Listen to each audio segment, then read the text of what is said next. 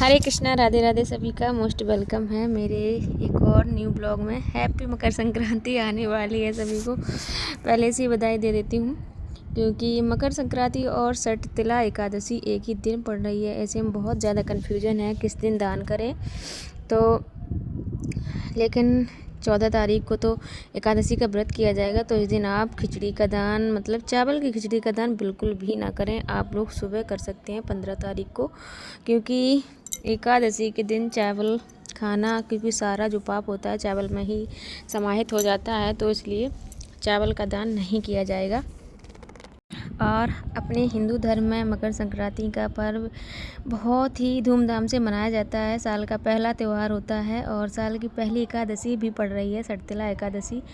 तो मकर संक्रांति के दिन दान पुण्य और मतलब बहुत ही अच्छा माना जाता है, जब क्योंकि सूर्य देव जो भगवान होते हैं, जो धनु राशि से निकलकर मकर राशि में प्रवेश करते हैं, तो मकर संक्रांति का पर्व मनाया जाता है। सूर्य उत्तरायण में चले जाते हैं, इसी कारण इसे देवताओं का दिन भी माना जाता है।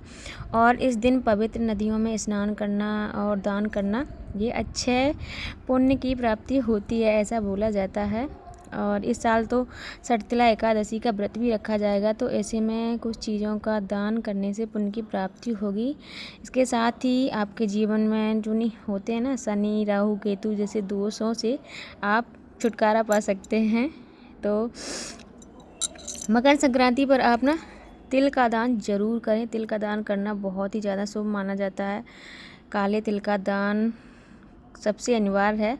अगर आपके पास काले तिल नहीं है तो आप जो हैं आप वो ही दान कर सकते हैं। तिल से बने हुए लड्डू होते हैं, तिल से बनी हुई चिक्की होती है, दुनिया बहुत सारी चीज़ें होती हैं, तो आप उनका दान कर सकते हैं। और मकर संक्रांति के दिन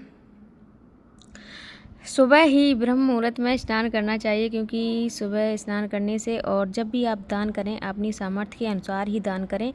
और दान ना आप ये नहीं खाना खा पी लिया, आप स्नान करने के बाद पूजा आदि कर लें, इसके बाद दान करें, इसके बाद ही आप भोजन करें तो ज़्यादा ही अच्छा है, क्योंकि दान तभी शुभ माना जाता है और दान का फल भी तभी ही प्राप्त होता है।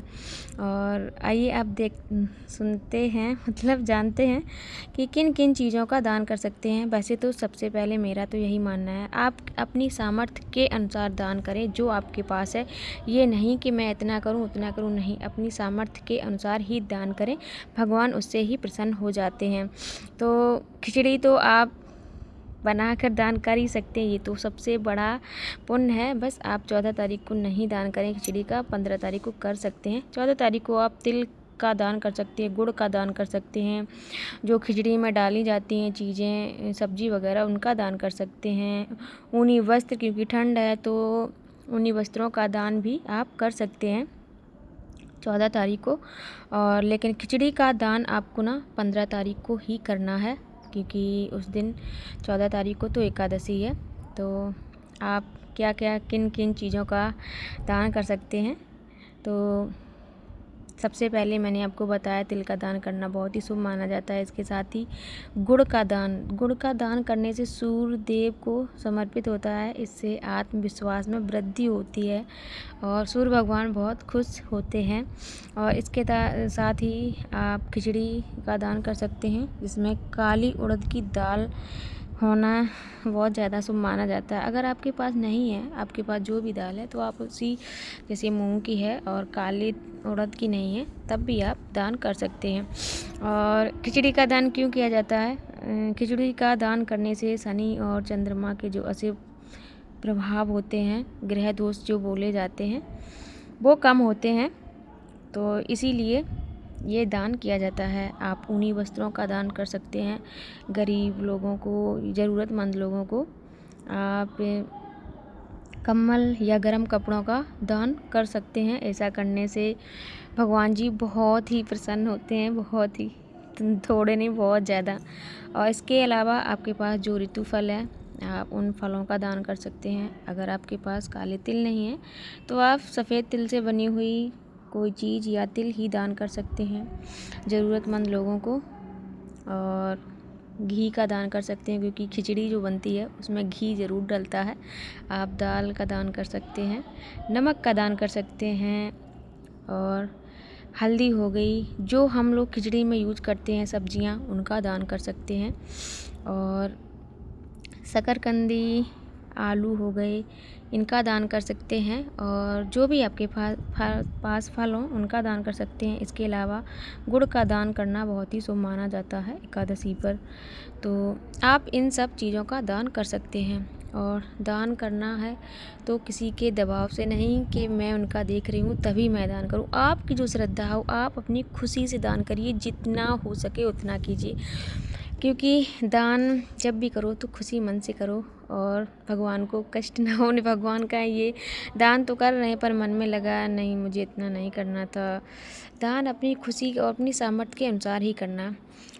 और अभी आप सभी को आने वाली मकर संक्रांति की बहुत शुभकामनाएं। तो ये देखिए मैं जीरा का पैकेट भी लाई थी, क्योंकि जीरे का दान करना भी बहुत शुभ माना जाता है। और जो भी आप खाने में प्रयोग होने वाली वस्तुओं का दान कर सकते हैं, और जो खासकर खिचड़ी में प्रयोग की जाती हैं तो उनका तो आप दान कर ही सकते हैं। आप वस्त्रों का दान कर सकते हैं, ऊनी शॉल हो गई, कपड़े हो गए, कम्बल हो गए, इन सभी का दान कर सकते हैं। तो मैं अपनी सामर्थ्य के अनुसार करूँगी। और दान को ज़्यादा दिखाया भी नहीं जाता है, गुप्त ही दान किया जाता है, तभी ज़्यादा फलदायी माना जाता है। तो मैं हर चीज़ दिखा भी नहीं सकती हूँ, बस आपको बता रही हूँ। आप इन चीज़ों का दान कर सकते हैं और अपनी सामर्थ्य के अनुसार दान कर सकते हैं। तो इस बार ना जो मकर संक्रांति का त्यौहार है 15 तारीख को ही मनाया जा रहा है मेरे यहाँ तो, क्योंकि 14 को एकादशी है और 3 बजे से लगभग शायद मकर संक्रांति लगेगी, तो इसीलिए 15 तारीख को ही इस बार मेरे यहाँ मनाई जा रही है। आप लोग कमेंट में ज़रूर बताइए आपके यहाँ ये त्यौहार किस तारीख को मनाया जा रहा है। अगर वीडियो अच्छा लगे तो लाइक सब्सक्राइब ज़रूर करना और शेयर करना, चैनल पे पहली बार है तो सभी को मकर संक्रांति की बहुत बहुत शुभकामनाएं। इस दिन पतंग आप लोग ज़रूर उड़ाइएगा। देखिए ना मेरे कान्हा जी और राधा रानी कितने प्रसन्न लग रहे हैं। किसके किसके यहाँ पर पतंग उड़ाते हैं आप ज़रूर कमेंट में बताइएगा। तो आज के ब्लॉग में इतना ही, और 2 दिन से मैं ब्लॉग भी नहीं डाल पाई थी, आज मैंने ब्लॉग अपलोड किया है। तो आप सभी लोग बताना कैसा लगा ये ब्लॉग। सभी को राधे राधे, जय श्री कृष्णा।